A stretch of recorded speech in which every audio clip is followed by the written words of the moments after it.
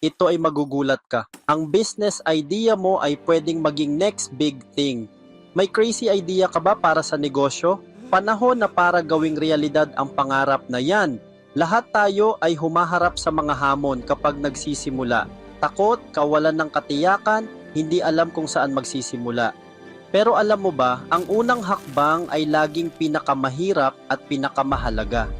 Matuto mula sa mga inspiring entrepreneurs tulad ni Sarah at Mike. Si Sarah ay nagsimula lang sa passion sa baking at ngayon may thriving bakery na siya. Si Mike ay nagtayo ng tech startup mula sa kanyang garahe at ngayon ito ay isang $1 million company. Wala silang lahat ng sagot, pero ginawa nila ang unang hakbang. Kaya bakit hindi ikaw? Ang idea mo ay worth pursuing. Magsimula ka ngayon. Gawin mo ang unang hakbang.